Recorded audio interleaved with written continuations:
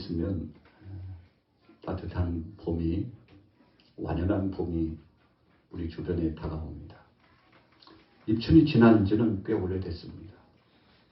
역시 입춘이 지나면 꽃 소식이 남쪽으로부터 계속 북쪽으로 올라옵니다. 여러분, 봄 기운이 우리나라는 이 남쪽에서부터 올라옵니다. 차가운 시린 겨울 소식은 북쪽에서부터 이렇게 점점 내려옵니다. 오늘 우리는 뭘 원하십니까? 어떤 사람들은 겨울이 싫다고 해요. 너무 춥다고. 또 어떤 분들은 나는 여름이 싫다고 합니다. 그럼 뭐가 좋을까요? 하면 중간에 있잖아요, 목사님. 봄과 가을만 있었으면 좋겠다고 그렇게 우리가 자기의 중심의 심정을 토로하게 됩니다. 여러분, 우리나라는 사계절이 뚜렷합니다. 그래서 봄, 여름, 가을, 겨울을 나누었죠. 그런데 이 사계절을 보면 우리 대한민국 이 한반도 이 아름다운 강산이 아름다울 수밖에 없고 풍성한 열매를 맺을 수밖에 없는 그 모든 조건과 그 상황이 겨울부터 시작된다고 할 수 있습니다. 추운 겨울도 어떻게 지나나? 10월 말이 지나고 11월 초가 되면 어김없이 찬바람이 막 쌩쌩 불어와요. 그래서 빠르면 11월 후미에 첫눈 같은 눈개비가 내리기도 합니다. 매서운 추위가 몰아쳐오지만 이 약 석 달 내지 넉 달 동안에 겨울을 지나는 동안에 만물이 생동하는 봄을 준비하고 있다는 사실이죠. 여러분, 겨울 동안에 다 잠을 자는구나. 돼지도 잠을 자고, 그리고 우리가 가시적으로 보는 모든 세계들이 다 잠을 자는 것 같고 쉼을 얻는 것 같지만, 여러분이 땅속 깊숙이에서는 봄을 준비하면서 이 뿌리로부터 서서히 새순을 돋고자 올라오고 있다는 거죠. 며칠 전에도 이렇게 산책하다가 길가를 보니까 새순이 이렇게 돋아났어요. 아직 꽃샘추위 듣는데 이러다가 얼어 죽는 거 아니야? 걱정도 되죠. 여러분, 왜 새순이 돋아납니까? 따뜻한 훈풍이 불어오면서 봄을 알리는 신호를 우리 사람들은 잘 느끼지 못하지만 하나님이 허락하신 이 식물과에 속하는 것들이 먼저 알고 봄의 신호를 보내기 시작한다는 거죠. 그런데 중요한 것은 이런 모든 역사들이 깊은 뿌리에서부터 시작된다는 거예요. 여러분, 우리 신앙도 마찬가지입니다. 오늘 저와 여러분들이 주일날을 이렇게 주일을 성수하고 주님 앞에 나와서 예배자로서 이렇게 예배당에 함께 했다는 것은 여러분, 우리가 상황적, 이 생활적으로 보면 굉장한 모험이고 결단이고 헌신의 이 마음을 다잡지 않으면 이 자리에 올 수 없습니다. 왜 이 자리에 왔나요? 우리의 마음속 깊숙이에서부터 혹은 5년, 10년, 20년, 30년 진행하면서 축적되어져 있는 믿음의 뿌리가, 이 진액의 역사가 뿌리에서부터 계속 올라와서 우리 심령을 다잡고 우리의 마음을 붙잡고 우리의 정신을 주장하고 우리의 발걸음까지도 지배하기 때문에 가능한 것입니다. 다 잠을 자고 모든 것이 마무리 죽어버린 것 같지만 겨울을 지나는 동에 뿌리 그 깊은 곳에서 봄을 준비하면서 계속 영양분을 축적하고 준비하다가 때가 되면 발산을 하고 발동하는데, 여러분, 봄꽃 소식이 꽃을 보면은 마음이 따뜻한 평화가 찾아오는 듯 하지 않습니까? 오늘 여러분들도 저도 믿음의 뿌리 때문에 이 자리에 나온 것입니다. 이 믿음의 역사는 우리 선진들의 선한 영향력을 받기도 했습니다. 가정에서는 부모의 그 영향력을 받고 친속들의 영향력을 받습니다. 우리 대한민국이 약 100여 년 전에 200여 년 전에 이 땅에 생명의 복음의 씨를 뿌렸기 때문에 이런 선한 영향력이 가정의 울타리를 타고 백두에서부터 한라까지 계속 물이 흐르는 것처럼 흘러내려갔기 때문에 지금 현존하는 여러분들과 저와 우리 양막교회와 대한민국 한국교회가 이런 중대한 사역을 감당하고 있는데 어디서부터요? 우리 같이 따라해 보겠습니다. 뿌리에서부터 진액이 올라왔으니. 여러분, 그래서 저와 여러분들은 이 뿌리에서부터 올라온 진액의 영향력을 받는데, 영적으로 더 깊은 말씀을 들으면 오늘 본문에 등장하고 있는 포도나무라고 하는 예수님께로부터 우리가 선한 영향력을, 성령 안에 진액을 받고 성장하고 있는 것을 믿으시기 바랍니다. 베드로는 예수님 앞에 섰습니다. 다른 여타 제자들도 섰습니다. 예수님은 제자들이 3년여 동안 양육을 받고 참 단단하게 대단한 훈련을 받았는데 지금 심령 상태가 어떤지에 대해서 궁금하셨습니다. 그래서 제자들에게 물으셨죠. 세상 사람들이 나를 누구라고 하더냐 물었어요. 그랬더니 성질 급한 제자 가운데 한 사람이 예수님, 어떤 사람은 예수님을 세례 요한이라고 말합니다. 어떤 사람은 예수님을 예레미야라고도 이야기합니다. 어떤 사람들은 예수님을 어떤 선지자 중에 하나라고 이야기합니다. 자신들의 주위 사람들의 정황을 잘 살폈던, 여러분 귀로 듣는 게 있잖아요. 들려오는 소리가 있잖아요. 예수님에 대한 평가절하도 있었지만 예수님에 대한 그 평가가 상승해가지고 저분은 선지자 중에 한 사람이라고, 참 위대한 성업을 이루고 있다고 이와 같이 예수님에 대하여서 평가를 하는데 예수님은 거기서 끝나지 않으셨어요. 우리 같이 따라해 보겠습니다. 너희는 나를 누구라고 생각하느냐. 여러분, 아주 중요한 거죠. 베드로, 예수님, 사람들 이야기하는 거 말고 너는 나를 누구라고 생각하느냐. 여러분, 아주 중요한 문맥입니다. 그때 베드로는 예수님 앞에 진솔한 고백을 합니다. 예수님, 제가 지금까지 신앙생활 해오고 주님을 따르면서 마음속에 자리 잡은 기준점 하나가 있는데, 주님은 그리스도시요, 주님은 살아계신 하나님의 아들입니다. 이 베드로의 고백을 들었던 예수님이 감동이 됐어요. 이야, 역시 수제자 베드로답구나. 그래, 베드로는 좀 다른 것 같아. 그러시면서 감동하신 그 표정을 지으시더니 예수님이 결론을 주십니다. 베드로, 맞는 말이지. 그런데 이것을 네게 알게 한 분은 하늘에 계신 아버지시니라. 할렐루야. 같이 따라해 보겠습니다. 하늘에 계신 아버지께서 신앙 뿌리의 체계를 정립시켜 주셨습니다. 예수님이 3년 동안 보여주신 기적과 능력이 있었어요. 무수한 하나님의 말씀, 구약의 이 말씀들을 풀어서 재해석해 주셨습니다.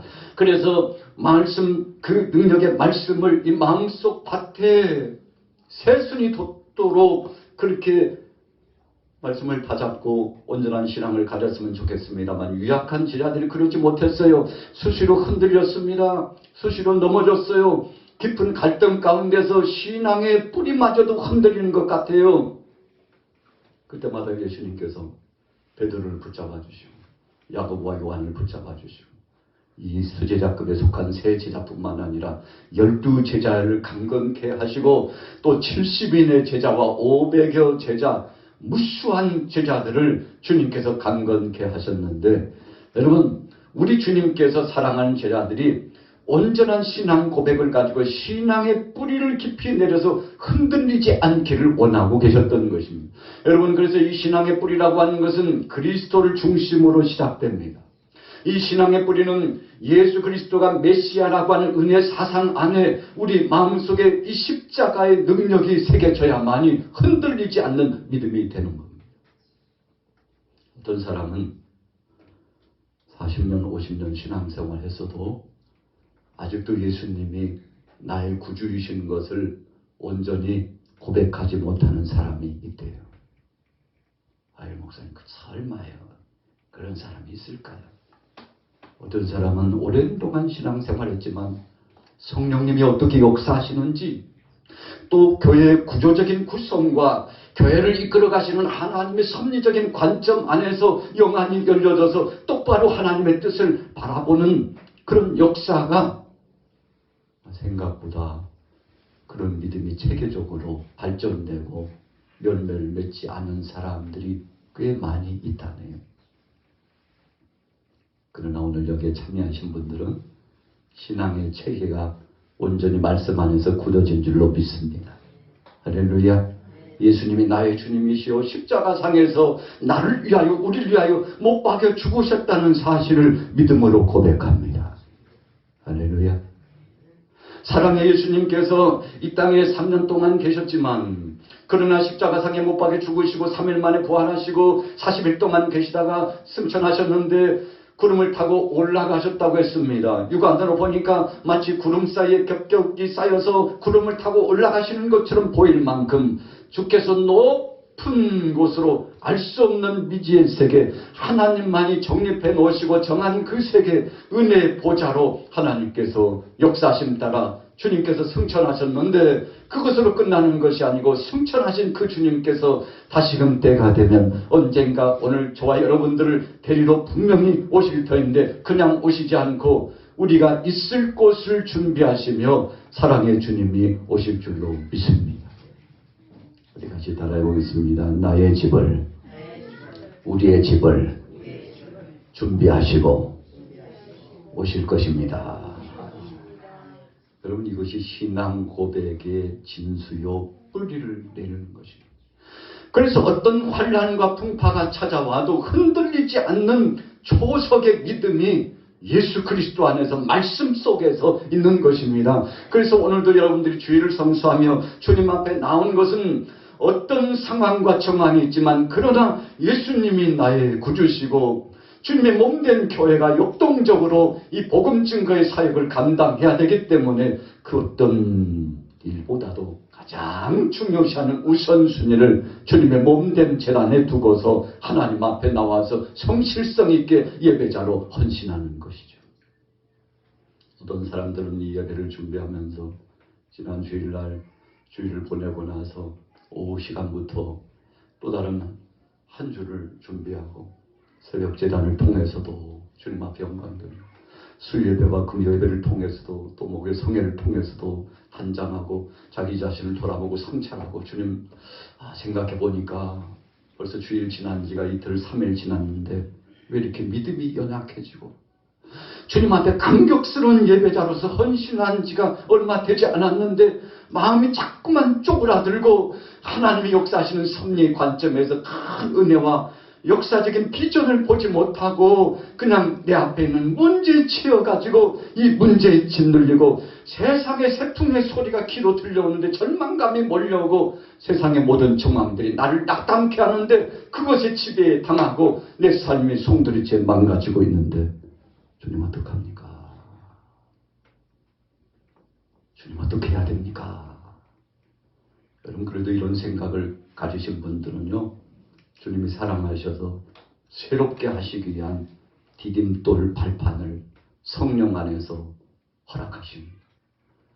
여러분, 오늘 저와 여러분들이 이런 주님을 향해서 나 자신을 돌아보는 순수성 있는 믿음을 갖게 될 때 주께서 우리 안에 역사하시며 더 좋은 역사를 나타내 주실 줄로 믿습니다. 모세가 60만의 백성을 이끌고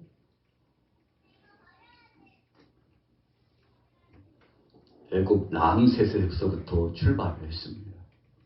그래서 약속의 땅 가나안 땅까지 백성을 이끌고 가는데 참 앞에 선 영적인 지도자라고 하는 것은 고독감이 많이 있습니다.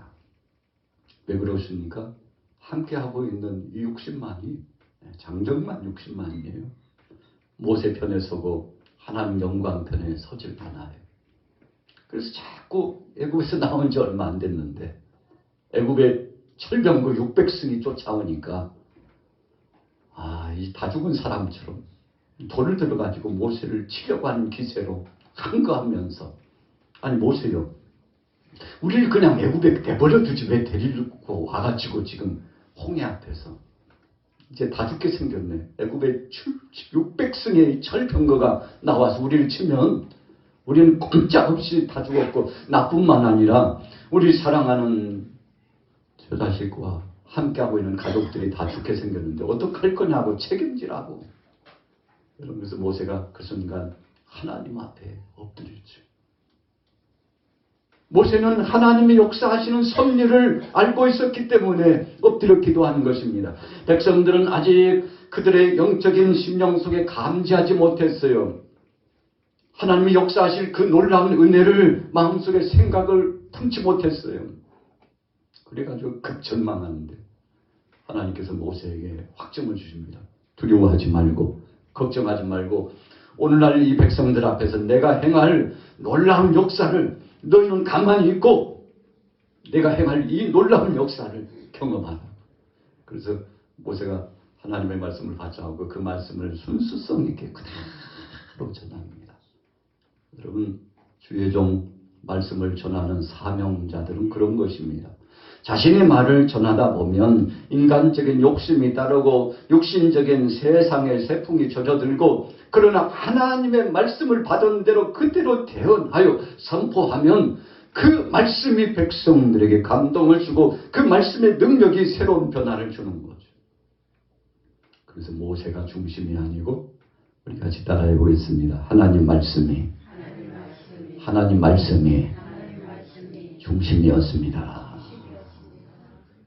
백성들이 믿지야 본전이지 뭐 한번 지켜보자고 마음을 다잡고 집중합니다. 그런데 모세가 하나님 명령대로 지팡이를 들고서 홍해를 향하여 주님 말씀 그대로 내어 밉니다. 여러분, 지팡이를 내어 밀었다는 것은 여호와 하나님의 이름으로 그분의 말씀의 능력으로 선포하는 겁니다. 여호와 하나님께서 말씀하셨는데 이 문제의 홍해가 열려지고 이 백성들이 피할 길, 갈 길, 살 길, 열매 맺을 수 있는 복된 길이 열려질지어다 선언하는 거예요. 여러분, 모세의 명령이 아닙니다. 모세의 말이 아닙니다. 모세의 생각이 아닙니다. 하나님께서 모세에게 그렇게 행하라고 선포하라고, 너는 내 말을 대언하게만 하면 기적을 체험할 것이라고. 그래서 모세는 하나님 말씀에 순종했더니 밤새껏 동풍이 불어가지고 마른 땅처럼, 여러분, 홍해 바다가요 진흙탕 아닙니까? 뻘 아닙니까? 물이 들어왔다가 나간 자리는요 사람의 발이 푹푹 빠져들어가가지고 더 깊이 들어가면요 헤어나올 수도 없습니다. 여러분, 수레를 끌고 어떻게 가요? 어떻게 그 유약한 사람들을 데리고 갑니까? 짊어지고 어떻게 홍해를 건넙니까? 여러분, 불가능해요. 물이 없다 할지라도 하나님께서 그 땅을 말려주시지 않으면 불가능한 거예요. 그런데 하나님께서 밤새껏 이 물길을 열어주실 뿐만 아니라 바람을 통해서 그 땅을 말려주시는데 마른 땅처럼 말려가지고요 백성들이 유약한 자들로, 장정들도, 수레도, 짐승들도 빠지지 않고 쫙 앞에서 진행해 나가게 됐는데, 여러분, 이것이 믿음의 역사를 통해서 진행됐는데, 오늘 여러분들이 하나님 앞에 전폭적으로 우리의 삶 자체를 맡기면 그 다음은 하나님이 역사하시는 것을 믿으시기 바랍니다. 모세는 힘이 없는 자였습니다. 그래서 자기 자신을 볼 때 마른 막대기와도 못한 연약한 자기 존재를 발견했습니다. 왜 그런가요? 한참 20, 30대 청년 때는 대단한 사람이었어요. 애굽의 문명 가운데서 무예를 연마한 사람입니다. 학문의 그 범위가 대단한 사람이었어요. 세계 최고의 학문과 문화와 과학적인 배경을 가지고 있었던 이 애굽에서 모든 것을 통달한 사람이에요. 그래서 저는 이제 애굽에서 제2인자, 3인자가 돼가지고 출세의 가도를 달리고 놀라운 역사를 진행할 수 있는 사람이었어요. 40세에 그래서 뜻을 품고서 민족을 구원해 보겠다고 나가서 일을 하려고 했는데 그만 육신적인 혈기가 앞장서 가지고 하나님 말씀대로 하나님의 뜻대로 때를 기다리면서 주님의 역사심 통해서 신앙의 뿌리를 가지고 믿음 안에서 행해야 되는데 자기 생각과 자기 뜻과 자기 아집이 먼저 앞장서 가지고요. 여러분 그래서 혈기가 앞에 서면요 그 순간 끝나는 거예요. 하나님의 말씀이 앞서고 하나님의 섭리가 앞서고 하나님이 역사하시는 성령의 교통하심이 먼저 출현되고 역사되어야 되는데 우리 자신이 앞서면 여러분 그 순간 파선한 배처럼 깨어집니다. 모세가 백성들을 이끌고 광야에서 40년 동안 인도에 가는 도전기 가운데도요 몇 번의 혈기를 발한 적이 있어요. 그때마다요 그릇 깨지는 것처럼 싹 깨졌어요. 여러분 우리 삶도 마찬가지입니다. 우리 육신적인 정욕과 안목의 정욕과 이생의 자랑, 자기 중심적인 것이 앞에 탁 서가지고 서 있으면요 하나님의 은혜의 역사를 갈아먹고 하나님의 그 말씀과 섭리하심의 그 권능을 눈으로 목도에 보지 못하도록 앞이 캄캄하게 만드는데 그런데 믿음의 사람이 모든 것들을 내리기 시작합니다. 첫 계단도 내리고 둘째 계단도 내리고 셋째 계단도 내리고 앞에 있었던 모든 장벽을 내려놓고 나중에 보니까 변화산상의 새 제자들이 그랬던 것처럼 모세도 있고 엘리야의 능력도 있고 예수님의 그 영광스러움도 있었지만 초막셋을 짓고서 하나님 주를 위해서 하나님 모세를 위하여 하나님 엘리야를 위해서 하겠다고 했는데 나중에 보니까 모세도 사라지고 엘리야도 사라졌어요. 여러분 베드로의 그 소원이 깨어지는 순간입니다. 초막이 필요가 없어요. 주님만, 주님의 영광스러움만, 주님 한 분만 자신들 앞에 있는 것을 보고서 여러분 주님께서 뭘 원하시는지 깨달았어야 되는데 그 당시에 깨닫지 못했어요. 예수님 중심, 하나님 중심, 성령님 중심, 말씀 중심, 하나님 뜻 중심으로 나가야만 성공적인 삶이 된다는 것을 나중에서 오랜 시간이 지나고 나서 깨달았잖아요.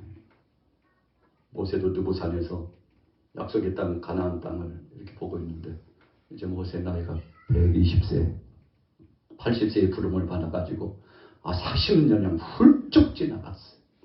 이야, 참 어떻게 80세 부름을 받아서 사명을 감당하나? 어떻게 40년 동안 중대한 그 사역을 감당하나? 여러분 하나님이 하시는 것이죠. 그런데 생각하고 보니까 하나님 앞에서 참 자기 자신이 얼마나 초라하고 연약한 자인지를 깨닫고 하나님 앞에 다 맡기고 느보산에서 순종하고 때를 기다리는데 하나님께서 모세의 시체에 대하여서 모세의 장사에 대해서 아무도 타치하지 못하도록 하나님이 다 차단하시고 오직 하나님 중심 그리고 새롭게 출발되어서 하나님의 영광을 드러낸 여호수아의 중심. 여호수아는 예수라고 하는 이름의 뜻을 갖고 있잖아요. 모세는 느보산에서 하나님의 부름을 받을 수밖에 없었어요. 영적인 의미입니다. 이유가 무엇입니까? 여호수아라고 하는 이름의 뜻처럼 예수 그리스도께서 이제 행하실 놀라운 역사가 진행되어야 되기 때문에 모세의 사명은 바로 거기까지입니다. 여러분 저와 여러분들도 세례 요한이 그랬던 것처럼 주님이 영광을 받을 수 있다면 주님 저는 쇠하여지겠습니다. 주님은 흥하시고 점점 올라가시고 점점 저는 내려가고 꺼져가서 흔적도 없이 사라지기를 원합니다.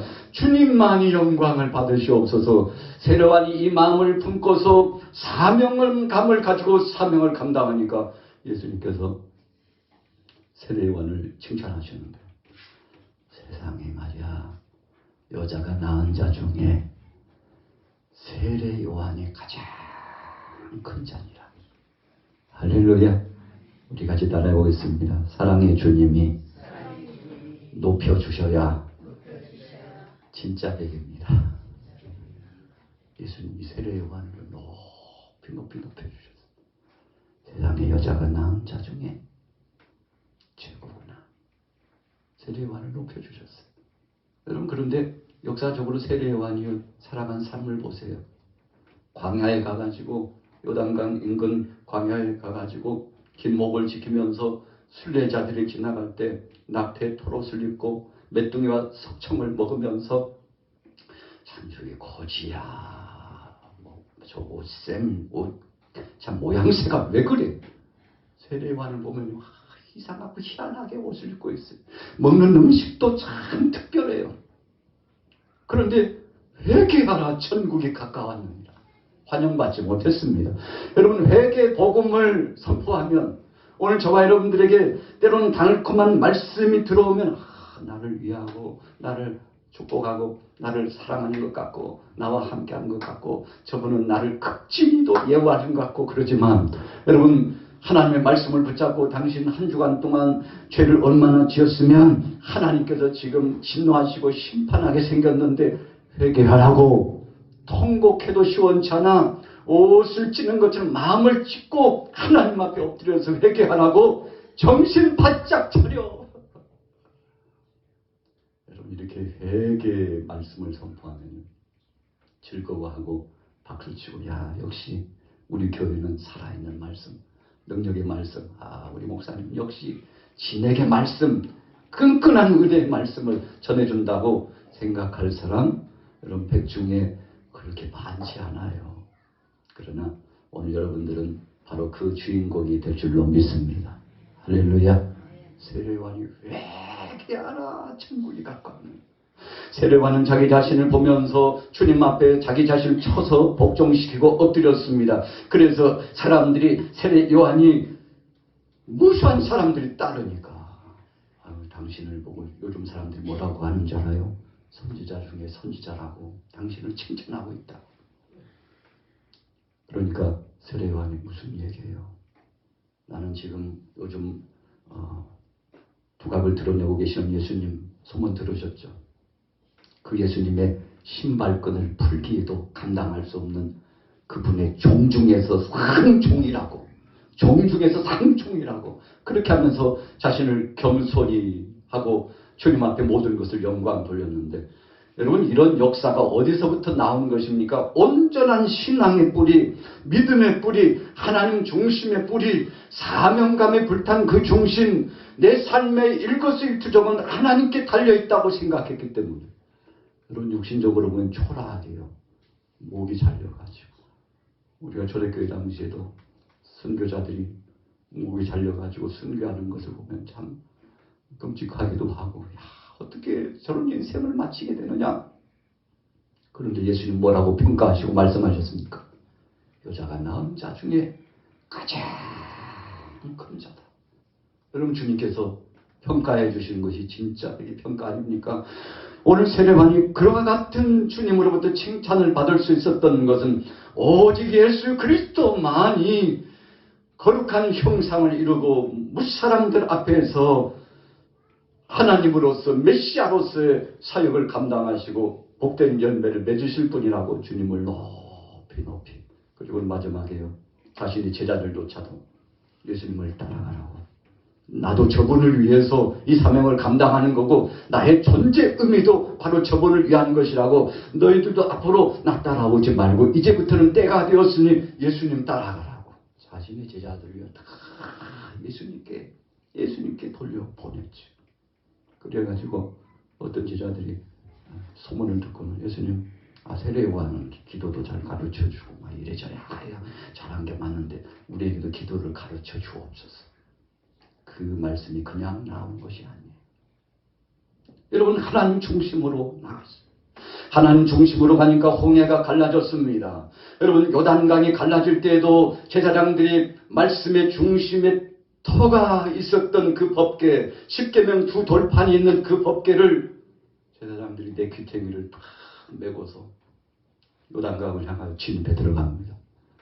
여러분 뭐가 중심입니까? 하나님 말씀이 중심이라는 거예요. 여호수아도 알고 있었습니다. 그래서 하나님의 뜻을 선포하도록 하는 거예요. 두려워 떨고 있는 백성들 앞에서 선포하면서 전하는 거예요. 하나님의 말씀이 중심이다. 그래서 제사장들이 법궤를 메고 요단강 진입해가지고 첫 발이 탁 디디는 순간 요단강 물이 갈라지고 열려지는데 자 참 놀라운 역사입니다. 모세도 하나님 말씀을 개헌하고 선포하면서 지팡이를 내어미니까 홍해가 열려졌지만 요단강물도 제사장들이 주님의 말씀, 능력의 말씀, 약속의 말씀, 아브라함부터 약속하신 그 말씀이 이제는 후세대들에게 430년 만에 200만이나 되는 때를 이루고 민족을 이루면서 여기까지 오게 하신 그 하나님의 약속이 이제는 이루어지는 놀라운 역사의 시점이라고. 여러분, 그래서 요단강을 건널 때 그 말씀과 약속을 붙잡고 나가니까 은혜 가운데 건너서 승리하게 된 줄로 믿습니다. 여러분, 새벽 시간에 여리고성이 무너져 내릴 때도 마찬가지였습니다. 큰 소리로 일제히 모두가 하나같이 되어서 선포하고 소리를 질렀더니 여러분, 하나님 중심으로, 지도자 중심으로, 지파의 지파장 중심으로, 함께하고 있는 동역자 중심으로, 제사장 중심으로, 옆에 있는 사랑하는 자가 바로 하나님 앞에서 귀한 자로 알고 서로 배려하고 사랑하면서 혼연일체가 되어가지고 중심으로 나가면서 한 마음과 한 뜻으로 소리를 쳤더니 어디서부터 임했는지 능력의 권능과 역사가 임해가지고 여리고성이 무너지고 하나님의 뜻이 이루어진 줄로 믿습니다. 우리 같이 따라해보겠습니다. 하나님께서 하셔야 쉽습니다. 오늘 본문 말씀에는요, 예수님께서 포도나무라고 그랬습니다. 우리는 가지라고 그랬습니다. 무슨 뜻인가 하면요, 진액의 그 뿌리가 예수 그리스도라고 하는 그 나무 깊은 아래쪽 뿌리에서부터 올라와서 가지로 뻗쳐나간다는 뜻인데, 오늘 이번 한 주간을 살아가시면서 여러분, 예수님 그분 중심이 내 마음, 이 심령 속에 성령으로 오셔서 떠나가지 마옵시고, 할렐루야. 그분이 임하셨으면 성령 안에 신앙 고백으로 임하고 그분이 책임지신다고 역사하신 믿음으로 임했다면 떠나가지 마옵시고 소멸되지 마옵시고, 오늘 이 시간에 은혜 받은 것처럼 이번 한 주간도 믿음으로 승리하셔서, 주님 그렇습니다. 신앙의 뿌리가, 믿음의 뿌리가 예수 그리스도 안에서 출발했더니 주께서 책임져 주셨다고, 우죽순처럼 새순이 돋고 열매가 맺혀졌다고, 이런 고백을 다음 주에도 간증할 수 있는 놀라운 역사가 임하시기를 예수님의 이름으로 축원합니다. 이제는 우리 주 예수 그리스도의 크신 은혜와 하나님 아버지의 만극하신 사랑하심과 성령 하나님의 감화감동 교통내주 역사하심이 참여한 성도들 위해, 이 나라의 민족 위에, 우리 양화 교회 위에 이제부터 영원히 함께 계시지어다.